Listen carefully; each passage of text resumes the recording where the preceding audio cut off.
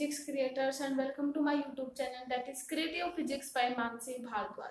तो previous lecture में हमने क्या किया था, रिलेशन किया था between magnetic permeability and magnetic susceptibility के बीच में, जो कि हमारा रिलेशन क्या आया था, μr = 1 प्लस का चाहिए, ये हमारा रिलेशन आ गया था। ठीक है, आज के लेक्चर में हम करेंगे that is the classification of a magnetic material, यानी हमारे जो मैग्नेटिक मटेरियल का क्लासिफिकेशन हुआ 3 पार्ट्स में हुआ है। एक तो फर्स्ट आता है डायमैग्नेटिक सब्सटेंस, सेकंड आता है हमारा पैरामैग्नेटिक सब्सटेंस और उसके बाद आएगा हमारा फेरोमैग्नेटिक सब्सटेंस। ठीक है, तो सबसे पहले हम इसमें करेंगे that is the diamagnetic substance. ठीक है, तो देखो सबसे पहले हम देखते हैं कि हमारा डायमैग्नेटिक सब्सटेंस क्या होता है। These are those substances which are weakly repelled by external magnetic field, यानी जो हमारा मैग्नेटिक फील्ड होगा, जो हमारे डायमैग्नेटिक सब्सटेंस होते हैं, जो हमारा मैग्नेटिक फील्ड होता है उसको रिपेल कर देते हैं, वीकली रिपेल होगा वो। ठीक है, in external magnetic field the phenomena is known as diamagnetism, और जो ये फिनोमेना होता है इसको हम क्या बोलते हैं, डायमैग्नेटिज्म। ठीक है, the diamagnetism is due to presence of all electron in pair state. Diamagnetism देखो नेम में ही दिख रहा है डायमैग्नेटिज्म, यानी हमारे जो इलेक्ट्रॉन है वो पेयर्ड स्टेट में होंगे। ठीक है, तो वो हमारे क्या होता है, डायमैग्नेटिज्म, यानी इसके अंदर जो इलेक्ट्रॉन होते हैं वो एक पेयर्ड स्टेट में होते हैं। ठीक है, so that they cancel the magnetic moment, यानी हम इसको सेकंड डेफिनेशन हम ये भी कह सकते हैं कि जिन इलेक्ट्रॉन, मतलब क्योंकि डायमैग्नेटिक होंगे, इलेक्ट्रॉन है पेयर्ड स्टेट में होंगे, एक दूसरे को जो मैग्नेटिक मूवमेंट है, एक दूसरे के मैग्नेटिक मूवमेंट की इफेक्ट को कैंसिल आउट कर देंगे, है ना। तो इसीलिए एक दूसरे के मैग्नेटिक मूवमेंट को कैंसिल आउट करेंगे, तो इसको हम ऐसे भी लिख सकते हैं कि दीज आर दो substance which net magnetic movement is 0, है ना, क्योंकि नेट मैग्नेटिक मूवमेंट तो 0 ही होगा ना, क्योंकि एक दूसरे के मैग्नेटिक मूवमेंट की इफेक्ट को कैंसिल आउट कर देंगे। ठीक है, और देखो इसके एग्जांपल कौन कौन से होंगे, NaCl, है ना, C6H6, वाटर, अल्कोहल, एयर, ये सारे, और जो हमारी इनर्ट गैस जो होती है वो सारी कौन सी होती है, डायमैग्नेटिक सब्सटेंस। यानी जब उनको हम मैग्नेटिक फील्ड के अंदर रखेंगे तो मैग्नेटिक फील्ड उन डायमैग्नेटिक सब्सटेंस को रिपेल कर देगा। ठीक है, तो ये होते हैं हमारे diamagnetic substance which are weakly repelled by external magnetic field, यानी उस एक्सटर्नल मैग्नेटिक फील्ड के थ्रू जो ये है डायमैग्नेटिक सब्सटेंस है, ये रिपेल्ड हो जाते हैं। ठीक है, अब देखो इनके हम कुछ इंपॉर्टेंट प्रॉपर्टीज देखते हैं। देखो ये हमारी कुछ इंपॉर्टेंट प्रॉपर्टीज हैं डायमैग्नेटिक सब्सटेंस की। ठीक है, देखो सबसे पहले क्या थी, when suspended in a uniform magnetic field, जब हम डायमैग्नेटिक सब्सटेंस को एक यूनिफॉर्म मैग्नेटिक फील्ड के अंदर रखते हैं, they set their longest axis at right angle to the direction of field। मतलब कहने का मतलब क्या है कि मान लिया कि हमारा जो मैग्नेटिक फील्ड है वो इस डायरेक्शन में, ठीक है, और हमने क्या किया, एक डायमैग्नेटिक सब्सटेंस इस तरीके से मान लिया हमने सस्पेंडेड कर दिया, ऐसे बांध दिया किसी से, तो क्या होगा, ये जो हमारा डायमैग्नेटिक सब्सटेंस है ये अप्लाइड मैग्नेटिक फील्ड के हमेशा परपेंडिकुलर डायरेक्शन में सेट हो जाएगा। ठीक है, तो देखो they set at right angle to the direction of field, जो हमारा मैग्नेटिक फील्ड है इससे परपेंडिकुलर डायरेक्शन में वो सेट हो जाता है। क्लियर, अब देखो सेकंड प्रॉपर्टी क्या कहती है, when placed in a non uniform magnetic field, जब डायमैग्नेटिक सब्सटेंस को नॉन यूनिफॉर्म मैग्नेटिक फील्ड के अंदर रखते हैं तो ये जो सब्सटेंसेस होते हैं इनके पास इतनी टेंडेंसी होती है कि वो स्ट्रॉन्गर पार्ट से वीकर पार्ट की तरफ मूव कर जाएं। देखो इसका मतलब क्या है, मान लेते हैं, देखो हमने जैसे ये मान लिया कि हमने 2 इलेक्ट्रोमैग्नेट मान ली, नॉर्थ और साउथ। ठीक है, इसके अंदर हमने क्या मान, इसके ऊपर हमने बाउल मान लिया कोई भी, इसके अंदर हमने क्या मान लिया, डायमैग्नेटिक लिक्विड मान लिया, इसके अंदर डायमैग्नेटिक लिक्विड है बाउल के अंदर। यहाँ पे नॉर्थ और साउथ पोल जो इलेक्ट्रोमैग्नेट है वो एक उनके अंदर से मान लिया हमने इलेक्ट्रिक करंट पास करवाया, तो जैसे ही इलेक्ट्रिक करंट पास होगा, देखो इनकी जो शेप बनी थी वो किस तरीके की थी, देखो यहाँ से कुछ ऐसे होते हुए और ये ऐसे थी।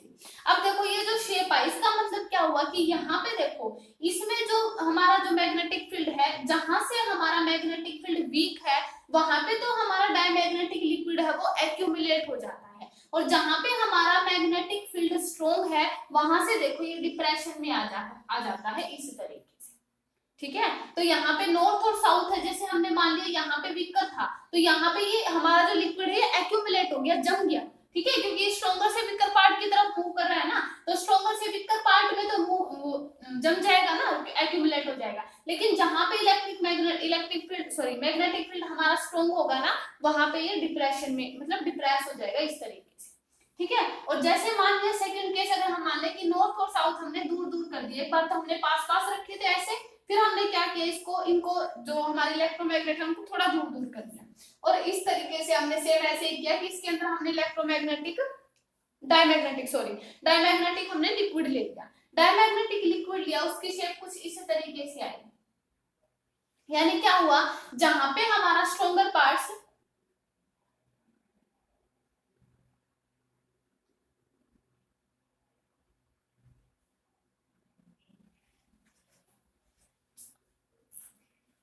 तो जहां से हमारा स्ट्रॉन्गर पार्ट्स है, जैसे इलेक्ट्रोमैग्नेट की स्ट्रॉन्गर से वीकर की ओर मूव करे, तो इस केस में क्या है, जब हमने इलेक्ट्रोमैग्नेट को दूर दूर कर दिया तो इससे रिवर्स हो जाएगा, जहां पे हमारा, क्योंकि हमारा सेंटर भी क्या आ गया, अब वीक मैग्नेटिक फील्ड होगा, है ना। अब क्योंकि ऑपोजिट केस हो गया ना, क्योंकि नॉर्थ जो हमारे इलेक्ट्रोमैग्नेट है वो दूर दूर हो गए, तो यहाँ पे क्या आ जाएगा, जहां पे हमारा स्ट्रॉन्गर जो हमारा मैग्नेटिक फील्ड स्ट्रॉन्ग है वहां पे एक्यूमुलेट हो जाएगा, और सेंटर में जहां पे वीक है वहां पे क्या हो जाएगा, ये थोड़ा ऊपर, मतलब ऐसे, जहां पे देखो ये वाला डिप्रेस हो गया ना यहाँ पे, है ना, इस तरीके से, और जहां पे हमारा स्ट्रॉन्ग वीकर होगा वहां से थोड़ा ये उठा होती है, यानी इससे ऑपोजिट चीज बनेगा।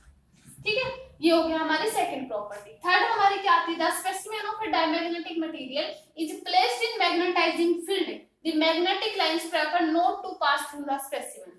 जब हम मान लेते हैं डायमैग्नेटिक सब्सटेंस का स्पेसिमेन, जब हम मैग्नेटिक फील्ड के अंदर रखते हैं तो क्या करेगा, वो जो मैग्नेटिक फील्ड है उसके अंदर से जो हमारी मैग्नेटिक फील्ड लाइन है उनको क्रॉस नहीं होने देगा। मान लेते हैं, देखो जैसे हमने ये मान लिया नॉर्थ और साउथ पोल, ठीक है, ये मान लिया, और इसके अंदर हमने एक डायमैग्नेटिक का स्पेसिमेन रख दिया, डायमैग्नेटिक सब्सटेंस का, तो क्या होगा, जो हमारी मैग्नेटिक फील्ड लाइन होगी वो इसके अंदर से क्रॉस नहीं होने देगा, क्योंकि क्या करता है डायमैग्नेटिक सब्सटेंस, वो वीकली रिपेल करता है, एक्सटर्नल मैग्नेटिक फील्ड उसको रिपेल करता है, तो यहाँ से जो मैग्नेटिक फील्ड क्रॉस करती हुई जाएंगी वो इस स्पेसिमेन से सिर्फ बाहर की तरफ जाती हुई हमें दिखाई देगी, इस स्पेसिमेन के अंदर नहीं जाएंगे, बिकॉज ये डायमैग्नेटिक सब्सटेंस और ये मैग्नेटिक फील्ड को रिपेल, मैग्नेटिक फील्ड इसको रिपेल करेगा।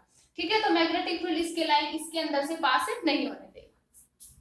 ठीक है, तो ये हमारी थर्ड प्रॉपर्टी थी। अब देखो फोर्थ प्रॉपर्टी करते हैं, तो ये हमारी फोर्थ प्रॉपर्टी आती है। फोर्थ प्रॉपर्टी हमें क्या कहती है कि रिलेटिव परमिएबिलिटी होती है ना तो डायमैग्नेटिक सब्सटेंस की, is always less than unity, यानी वो हमेशा लेस देन यूनिटी होगी। अब देखो इसमें हम लेस देन यूनिटी जो हमारी होगी मैग्नेटिक जो ससेप्टिबिलिटी परमिएबिलिटी होगी वो लेस देन यूनिटी होगी, यानी हम इसमें क्या कह सकते हैं कि हमारे यहाँ से म्यू आर का रिलेशन हमने क्या निकाल रखा है, mu r is equal to 1 plus का चाहिए, हमने रिलेशन निकाल रखा है ना मैग्नेटिक ससेप्टिबिलिटी और मैग्नेटिक परमिएबिलिटी में, mu r is equal to 1 plus का चाहिए। अगर ये लेस देन 1 है डेफिनेटली हमारा चाहिए क्या है, लेस देन 1, यानी इस केस में हम ऐसे कह सकते हैं कि हमारा जो डायमैग्नेटिक सब्सटेंसेस हैं उनकी भी जो मैग्नेटिक ससेप्टिबिलिटी आती है ना वो नेगेटिव आती है, ऑलवेज लेस देन 1।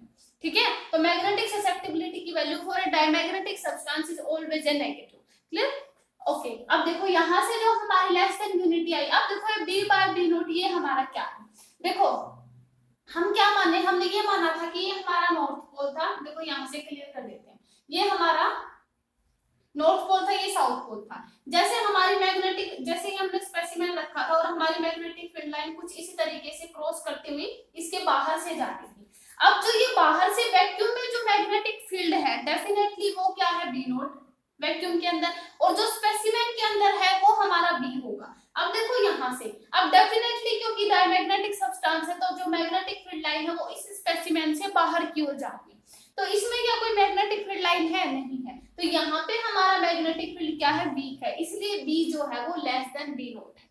क्लियर? तो यहाँ से ये लेस देन आया, इसलिए हमारी मैग्नेटिक परमिएबिलिटी को लेस देन बनाई। ठीक है, तो हमारा ये जो मैग्नेटिक फील्ड है वो लेस देन दिस। क्लियर? तो यहाँ से इसलिए हमारे पास ये रिलेशन आया। ठीक है, ऐसे था। अब देखो इसमें हम क्या करते हैं, अब इसकी हमारी क्या करते हैं फिफ्थ प्रॉपर्टी। फिफ्थ प्रॉपर्टी हमें क्या कहती है कि susceptibility of diamagnetic substance is does not change with temperature. जो हमारी ससेप्टिबिलिटी होती है ना चाहिए, वो टेम्परेचर के साथ चेंज नहीं होती। ठीक है, ये हमारी प्रॉपर्टी थी फिफ्थ। ठीक है, तो इसमें हम ऐसे भी कह सकते हैं कि हमारे जो इसमें मैग्नेटिक ससेप्टिबिलिटी वो ऑलवेज नेगेटिव होगी, और जो हमारे डायमैग्नेटिक सब्सटेंस की जो ससेप्टिबिलिटी है वो चेंज नहीं होती टेम्परेचर के साथ।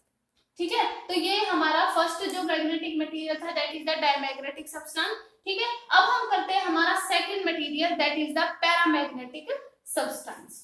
देखो सेकंड आता है हमारा पैरामैग्नेटिक सब्सटेंस। अब देखो पैरामैग्नेटिक सब्सटेंस क्या होते हैं, These are those substances which are weakly attracted by external magnetic field and this phenomena is called paramagnetism। यानी हमने जो डायमैग्नेटिक में क्या किया था कि वीकली रिपेल्ड होते हैं, इसमें क्या आ जाएगा कि वीकली अट्रैक्ट होते हैं बाय एक्सटर्नल मैग्नेटिक फील्ड के थ्रू।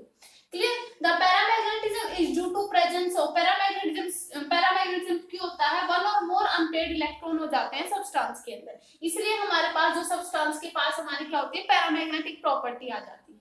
ठीक है, इसके कौन कौन से एग्जांपल, जैसे मान लिया एल्यूमिनियम हो गया, क्रोमियम हो गया, मैग्नीज हो गया, लिथियम हो गया, मैग्नीशियम हो गया, platinum, sodium, potassium, copper chloride, oxygen, ये हमारे सारे जो इस तरीके के होते हैं वो हमारे होते हैं पैरामैग्नेटिक सब्सटेंस। यानी इनके अंदर large number of unpaired electron होते हैं, इसलिए इनका नेचर जो होता है वो पैरामैग्नेटिक होता है। क्लियर? तो ये हमारे पैरामैग्नेटिक सब्सटेंस होते हैं। ठीक है, तो अब हम डायमैग्नेटिक की तरह ही अब उसकी हम कुछ इंपॉर्टेंट प्रॉपर्टीज देखेंगे पैरामैग्नेटिक सब्सटेंस की। ठीक है, तो देखो इंपॉर्टेंट प्रॉपर्टीज कौन कौन सी होंगी। देखो ये हमारी पैरामैग्नेटिक सब्सटेंस की प्रॉपर्टीज है, important properties. When suspended in a uniform magnetic field, they rotate so as to bring their longest axis along the direction of field। देखो हमने डायमैग्नेटिक सब्सटेंस में क्या देखा था कि वो हमारा डायमैग्नेटिक जो मटेरियल था अपने आप को उसके फील्ड की डायरेक्शन के परपेंडिकुलर डायरेक्शन में सेट कर रहा था। लेकिन इसमें क्या होगा पैरामैग्नेटिक सब्सटेंस में, जैसे मान लिया कि ये हमारा मैग्नेटिक फील्ड हो गया इस तरीके से, तो अगर हमने पैरामैग्नेटिक सब्सटेंस सस्पेंड कर दिया इस तरीके से, तो ये अपने आप को जो हमारा जिस डायरेक्शन में हमारा मैग्नेटिक फील्ड है उस डायरेक्शन में अपने आप को एडजस्ट कर लेता है पैरामैग्नेटिक सब्सटेंस का। ठीक है, तो ये पैरामैग्नेटिक सब्सटेंस में ये होगा। सेकंड हमारा क्या होगा, when placed in non uniform magnetic field tend to move heavy weaker parts of the field to the stronger. अब क्या होगा, इसमें जो नॉन यूनिफॉर्म मैग्नेटिक फील्ड में अगर हम रखेंगे ना पैरामैग्नेटिक सब्सटेंस को, तो वो किस डायरेक्शन में टेंड करेगा, वीकर पार्ट से स्ट्रॉन्गर पार्ट की तरफ मूव करेगा, है ना। अब डायमैग्नेटिक में हमने क्या देखा था कि स्ट्रॉन्गर से वीकर की तरफ मूव कर रहा था, लेकिन वीकर पार्ट से पैरामैग्नेटिज्म में जो होता है वीकर पार्ट से स्ट्रॉन्गर पार्ट की तरफ वो मूव करता है। अगर मान लो कि सेम वही केस ले कि हमने इलेक्ट्रोमैग्नेट को नॉर्थ और साउथ को पास पास रखा, इस तरीके से रखा, तो हमारा जो पैरामैग्नेटिक जो हमने लिक्विड लिया है ना वो क्या हो जाएगा, सेंटर में तो एक्यूमुलेट हो जाएगा और साइड से जहां पे हमारा जो मैग्नेटिक फील्ड वीक है ना वहां पे तो इस तरीके से, और सेंटर में जहां पे हमारा स्ट्रॉन्ग मैग्नेटिक फील्ड होगा वहां पे हमारा एक्यूमुलेट हो जाएगा। ठीक है, अगर इसी में सेकंड केस ये मान के चले कि नॉर्थ और साउथ मान लिया हमने दूर दूर ले लिए, तो क्या हो जाएगा हमारा नॉर्थ और साउथ पोल इस तरीके से, तो हमारा किस तरीके से बनेगा, इस तरीके से, है ना। यानी हमें जो जहां पे हमारा क्या आ जाएगा, जहां पे हमारा मैग्नेटिक सेंटर में, इस केस में तो हमारा सेंटर में जो मैग्नेटिक फील्ड स्ट्रॉन्ग था ना, और इस केस में क्या बनेगा, सेंटर में मैग्नेटिक फील्ड वीक बनेगा, क्योंकि दूर दूर इलेक्ट्रोमैग्नेट गए तो सेंटर में वीक है, तो यानी हमारा क्या आ जाएगा, इस तरीके से दिखाई देगा। यानी हमारा एक्यूमुलेट कहाँ पे हो जाएगा, साइड में एक्यूमुलेट हो जाएगा, सेंटर पे नहीं होगा। ठीक है, क्योंकि स्ट्रॉन्गर वीकर से स्ट्रॉन्गर की तरफ मूव कर रहा है इसी। ठीक है, तो ये हमारे पैरामैग्नेटिज्म। अब इसकी थर्ड प्रॉपर्टी क्या होता है, when specimen of A paramagnetic substance is placed in magnetic field. जब हम पैरामैग्नेटिक सब्सटेंस को स्पेसिमेन मैग्नेटिक फील्ड के अंदर रखते हैं, स्पेसिमेन को, जैसे पैरामैग्नेटिक सब्सटेंस का एक स्पेसिमेन ले लिया, वो हमने मैग्नेटिक फील्ड के अंदर रख दिया, तो क्या आएगा कि उसके अंदर से जो लाइन है वो मैग्नेटिक फील्ड लाइन है वो क्रॉस करेगी। मैग्नेटिक सब्सटेंस में ऐसा नहीं हो रहा था ना, जैसे मान लिया कि ये हमने स्पेसिमेन ले लिया, यहाँ पे नॉर्थ और साउथ, ये हमने स्पेसिमेन ले लिया पैरामैग्नेटिक सब्सटेंस का, इसमें से जो लाइन क्रॉस करेगी ना, जैसे ये ले लिया, ठीक है, इसमें से मैग्नेटिक फील्ड लाइन इस तरीके से हमें क्रॉस करती हुई दिखाई देगी। डायमैग्नेटिक सब्सटेंस अपने आप में से नहीं होने दे रहा था ना मैग्नेटिक फील्ड लाइन पास, क्यों, क्योंकि वहां पे जो हमारा ये वाला मैग्नेटिक ये जो था ना डायमैग्नेटिक सब्सटेंस वो सारे पेयर्ड स्टेट में थी, है ना, इसलिए वो अपने अंदर से जो मैग्नेटिक, क्योंकि वो उसमें डेफिनेशन में भी आया था कि वीकली रिपेल्ड कर रहा था वो, लेकिन इसमें डेफिनेशन में क्या था कि वीकली अट्रैक्ट कर रहा है, तो डेफिनेटली मैग्नेटिक फील्ड अपने अंदर से मैग्नेटिक फील्ड लाइन को क्रॉस होने देगा। ठीक है, उसके बाद हमारी फिफ्थ प्रॉपर्टी क्या आती है कि जो हमारी फोर्थ रिलेटिव परमिएबिलिटी जो होती है ना पैरामैग्नेटिक सब्सटेंस की इज मोर देन यूनिटी, यानी हमारी जो रिलेटिव परमिएबिलिटी है वो 1 से ज्यादा होती है, यूनिटी से ज्यादा होती है। जैसे यहाँ पे देखो B/B0, जैसे डायमैग्नेटिक सब्सटेंस में क्या था, मैग्नेटिक फील्ड लाइन इसके अंदर से क्रॉस नहीं हो रही थी, तो उस केस में हमारा जो B0 था और ये अंदर वाला B था, ये वाला वीक आया था डायमैग्नेटिक सब्सटेंस में और ये वाला स्ट्रॉन्ग आया था, लेकिन क्योंकि इसके अंदर से पास नहीं हो रही थी। इसलिए अब इसके अंदर से लाइन पास हो रही है पैरामैग्नेटिक सब्सटेंस के केस में, तो ये वाला बी जो है आपकी बार ग्रेटर देन आएगा बी नोट से। बी नोट हमारा क्या है, magnetic field in vacuum, and B is a magnetic field through the specimen. Clear? तो यहाँ से बी है ग्रेटर देन बी नोट हो जाएगा ना, ठीक है। तो इसलिए हमारा अगर ये बड़ा हो गया तो डेफिनेटली हमारी रिलेटिव परमिएबिलिटी बड़ी होगी। अगर रिलेटिव परमिएबिलिटी बड़ी है हमारी म्यू आर, यानी हमने रिलेशन जो पढ़ा था मैग्नेटिक परमिएबिलिटी और ससेप्टिबिलिटी के बीच में, तो चाहिए भी डेफिनेटली हमारा 1 होगा। तो पैरामैग्नेटिक सब्सटेंस के केस में हमारी जो मैग्नेटिक ससेप्टिबिलिटी होती है ना, वो ऑलवेज पॉजिटिव आती है। डायमैग्नेटिक के केस में हमारे पास क्या आई थी, इज लेस देन 1 आई थी, इसलिए हमने नेगेटिव माना था। लेकिन इस केस में तो हमारे पास जो ससेप्टिबिलिटी वो क्या है, ग्रेटर देन 1 है ना, तो उस केस में हमारी पॉजिटिव बनेगी। क्लियर? तो हमारी मैग्नेटिक ससेप्टिबिलिटी जो है ये ग्रेटर देन 1 आ जाएगी।